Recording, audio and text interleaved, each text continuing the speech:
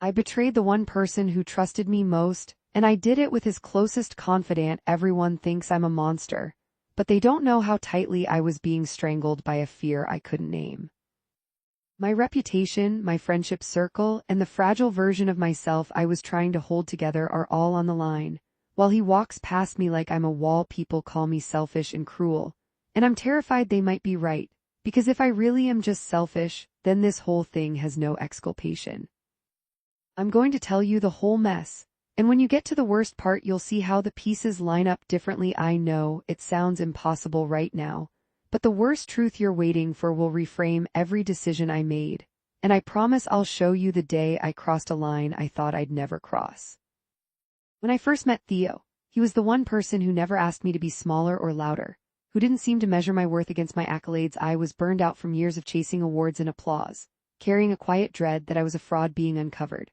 We met at a fundraiser where the orchestra hall echoed with polite applause, and while he stood by the bar looking amused by the whole spectacle, I was pretending to be captivated by the philanthropy while counting exits. I told him I'd just finished a piece I didn't believe in, and he said, "It's okay not to love your work sometimes," as if that were permission. He didn't know me well, not yet, but he already understood me better than I was willing to admit. I felt my shoulders drop, I breathed deeper, and I thought, finally, someone who doesn't expect me to be perfect to be lovable. He made me laugh in a way that felt like absolution, and the part of me that was always bracing for criticism decided to unclench just enough to let him in. As we walked to the parking lot, he bumped my shoulder and said, "You're not the role you play, are you?" And I laughed and said, "Not even a little," while secretly terrified that I was becoming exactly that. At that moment I decided to give him a real chance. Even though the work calendar was too full, the schedule was always too tight, and I'd promised myself I would never date someone who would see how messy my internal world really was. I told myself I could keep my guard up just a little longer. The first hint of trouble was a small crack in the fantasy when he asked me to send him my current score. I sent it in an email, and then the next day I texted him the same file, the file I'd been sending to my manager, the same file that had notes I didn't want him to see. And I told myself I was being helpful at 7. My first questionable thought was a half joke: maybe if he sees how uninspired I am, he'll finally leave, and I laughed it off, because I didn't mean it, not really. What followed was a slow, apologetic slide into decisions I could rationalize. I told myself I needed privacy. I told myself we weren't married, and I told myself that boundaries were for people who hadn't already been broken by work and pressure. I met Noah in Theo's circle at a jam session that Theo had organized because he believed in community. And Noah was, by all accounts, everything a friend should be. He laughed at my anxiety with a hand on my back. He remembered my allergies. He kept beer within reach when my hands were shaking. And he asked good questions that made me feel less like a headline and more like a person. I told myself I was reaching out to his friends because it would make Theo's life easier. Because sometimes I felt like an intruder in his world. Because I wanted to belong more than I wanted to be contained. Each time I asked Noah to go on a walk, I told myself I needed a friendly ear, and each time I said yes to extra rehearsals with him, I told myself I was just being a professional. At 10 I doubled down on a flawed logic, reasoning that if I kept telling myself it was platonic, the universe would comply. I told Noah he could text me after midnight because the noise of the day settles then, and I said it like I was sharing a secret about myself, as if anyone who had read my interviews would know that wasn't true. The first small consequence came on a night when Theo said, "I've been thinking about how you don't really need my help with the exhibit. You're so independent." And I felt the sting because it was true. I had already been doing this on my own for years, and I had never let him close enough to really see. I dismissed it as pride and told him I was independent. And he nodded, proud and a little puzzled, and I walked away thinking that if I kept doubling down, he would either stop seeing me or finally understand me. I didn't realize I was already choosing the path that would break us. At 13, Theo's friend asked me if I was okay, because I was answering questions with a cadence that sounded like I was giving interviews, and Noah was standing 3 feet away, hand out like a referee waiting to break up a fight. And I said, "I'm fine, just processing," and my voice slipped into the generous tone I use for strangers. I was telling the truth in a way that felt like lying, because the question I was processing wasn't about my work. I felt a flicker of shame, but I pushed it back, telling myself I was saving him from details he wasn't ready for. And Noah said, "You're always fine," in a way that sounded like admiration but landed like pressure. I wanted to be fine. I wanted to be the reliable person, and I was terrified of disappointing anyone, and so I nodded, and I let the moment pass.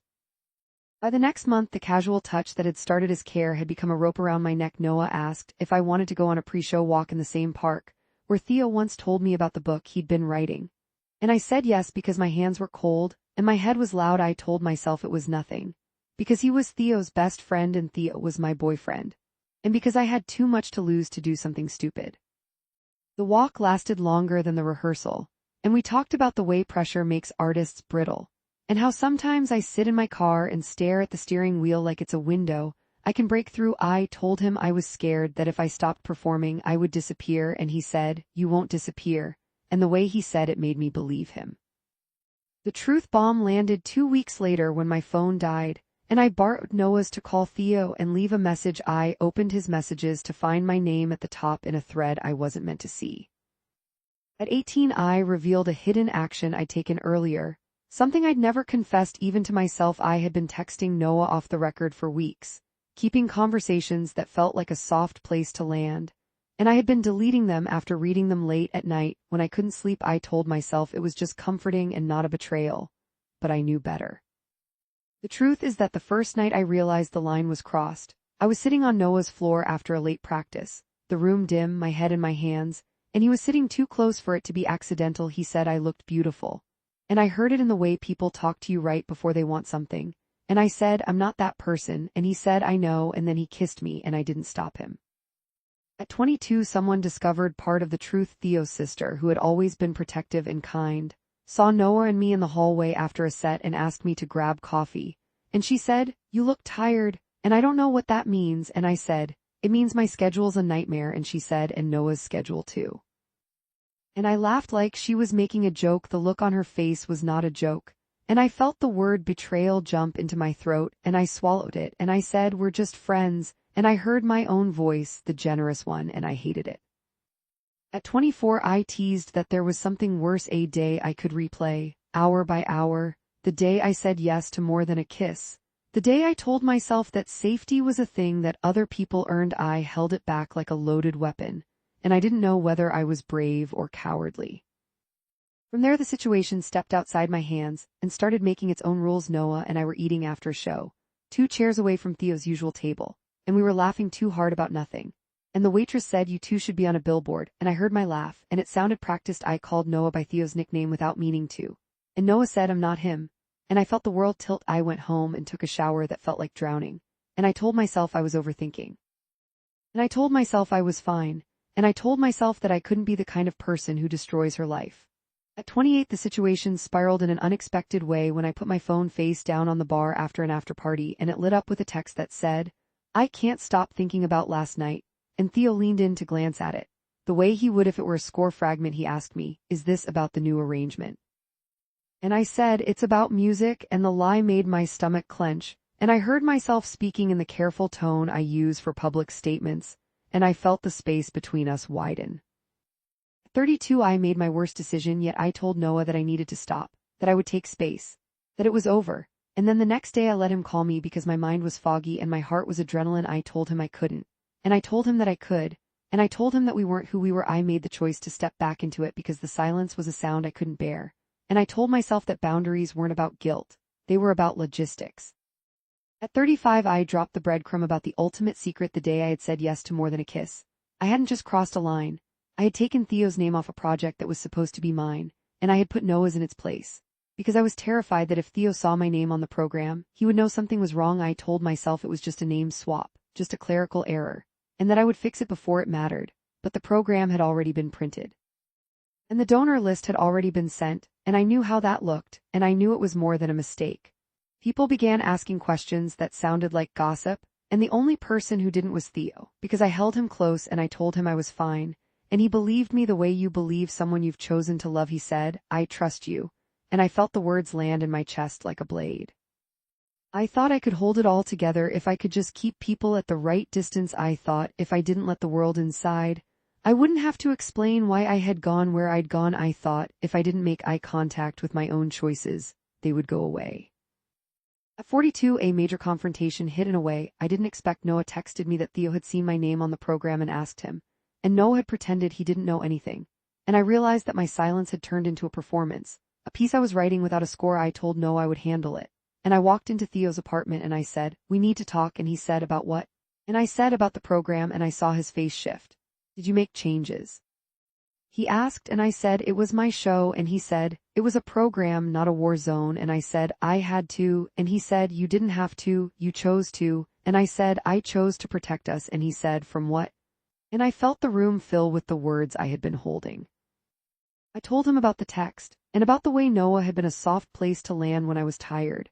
And I said, "I got confused," and he said, "You got brave," and I heard the anger in his voice and I saw his shoulders hunch, and I saw him take a step back like I was a noise too loud. He said, "So you covered your tracks," and I said, "I don't know why I did it," and he said, "You do," and I didn't.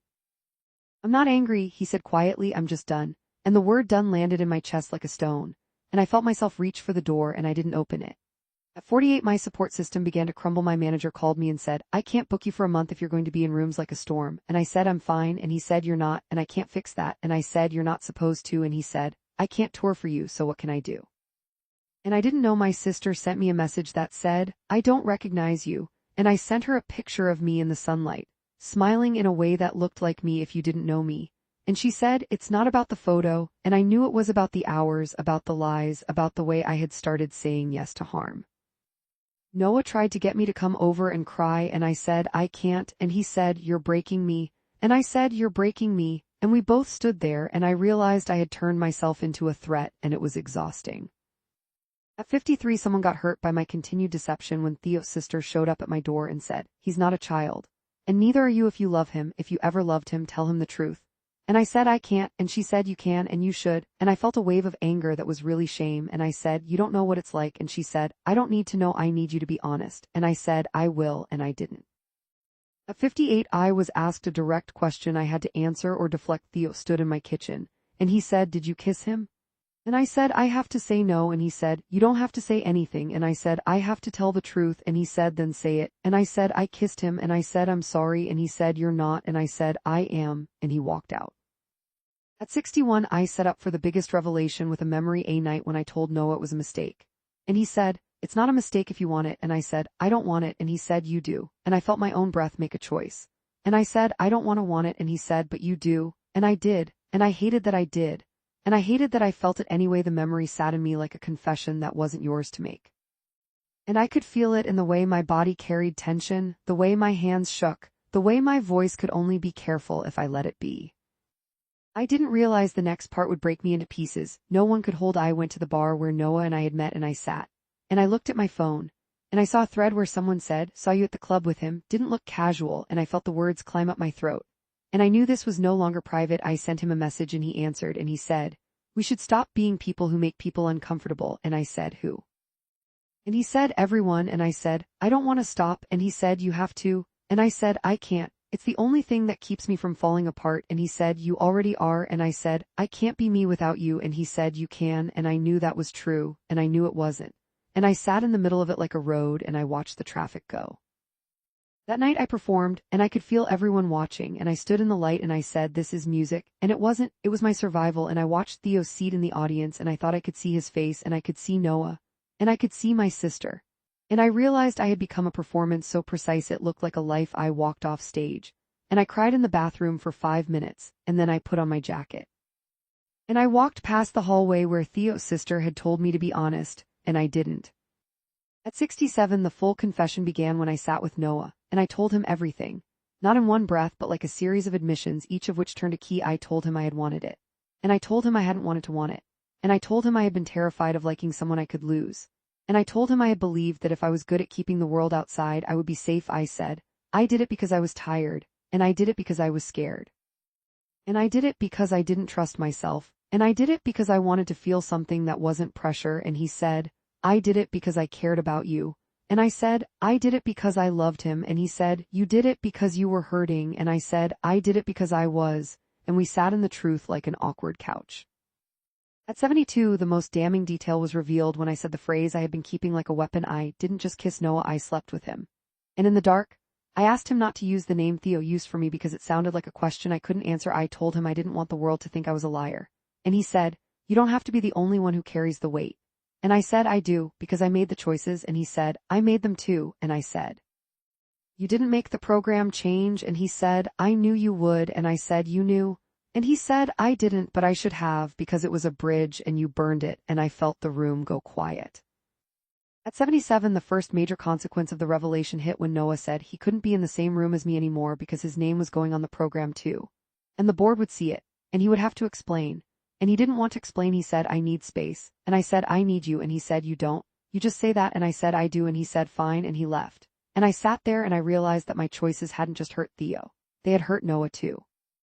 And that hurt felt like something I couldn't possibly measure. He texted me after midnight and he said, you changed my life, and not in a good way. And I said, I'm sorry. And he said, so am I. At 80, the final shoe dropped when I realized that my most carefully planned lie hadn't been the text or the program swap. The final shoe was a moment a week after I had first kissed Noah, when Theo had sent me a song he'd been working on, a piece that sounded like a quiet room, like a home. And I had listened to it 3 times, and then I had put it in the back of my playlist. And I had told myself I would tell him later. And later had become when he saw the program. I realized that the most secret part wasn't the betrayal itself. It was the way I had tried to lock my memory of him into a playlist so I wouldn't cry. And then I had opened the playlist, and I had listened to it while Noah was asleep in the other room. And I had hated myself more than anyone else could hate me. And I had not been able to stop. The aftermath crashed across my life like weather. I hadn't prepared for my inbox filled with messages, the kind that start with I hope you're okay and end with I need space. And my calendar emptied itself, and my manager said, I'm moving you to a month of recording only. And I said, no more shows, and he said, not yet. And I felt relief for the first time in months, and then I felt guilt for feeling relief. Theo's name disappeared from the show, and mine disappeared from the program, and the board sent a note that said, our boards are working on contingency, and I didn't have a thing to say.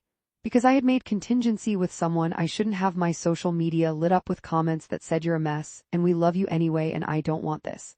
And I sat at my desk, and I read them like they were critiques. And I couldn't decide whether to answer or to stand quietly in the room where the words had been put. At 85, an unexpected consequence hit. The donor I had been courting for 6 months sent me a message that said, I'm proud of you for taking space. And I realized that the space wasn't a choice for me. I had been forced into it by my own behavior. And I had to accept that other people could watch the mess and still make decisions about me. And I couldn't control their choices, and I felt small. At 89, a moment of genuine self-awareness broke through when I realized that I had built a life where I could hurt people and not feel the impact until it landed on me. I had believed that I could be the one person who held all the threads, and I had wound them around my neck. And when Theo had asked me, did you kiss him? I had realized the answer had been in the way I'd been breathing for weeks, in the way my hands shook, in the way I had felt like I was a ghost in my own body. I saw my own image in a screen, and I didn't look familiar, and I wrote myself a note that said, you are not your work, you are not your choices, you are the person who lives inside the choices, and you have to face them. And I cried while I wrote it, and I knew it was true, and I knew I still wanted to run. At 92, the current state is what it is. I tell people I'm okay when I'm not, and I tell them I'm taking a break when I'm not, and I tell them I'm fine because they need that, and I tell myself I'm fine because I can't be, and I am learning very slowly that sometimes okay is a word for a path you don't know how to walk yet. Theo doesn't look at me when we pass, and that's the way it is, and I don't get to choose how someone's eyes land, and that hurts. And I hold that pain because it's mine. I make lists of what I can say and what I can't, and I follow them most days. And on the days I don't, I sit in the hallway and I say tomorrow, and I go to bed and I say I will do better. I still listen to the piece Theo sent me, and I still cry, and I still don't text him, and I still tell Noah I can't talk to him for a while, and I still feel the world like a book with a dog ear, and I'm a chapter that needs to be read. I'm telling you this now because last night I found his program draft in my file cabinet, and it still has my name and his, and I have to decide whether to send a note to the board that says this is the story of a mistake, and whether to tell Noah that I'm sending it, and whether to call Theo and say, I'm finally doing the thing I should have done months ago. And I'm telling you this now because I'm tired of living a story that looks better on paper than it does in my bones. I know that this sounds impossible now. But the worst truth you were waiting for is that I did it because I believed that if I could be enough for him, I could be enough for anyone. And when Noah held me in the dark and I didn't stop him, I thought it meant I was soft. And I found out it meant I was tired, and the tiredness made me cruel. And the cruelty made me a liar. And the lie made me lose him. I know it looks like I destroyed everything because I wanted to be important, and I did, and I didn't. And the truth is more complicated.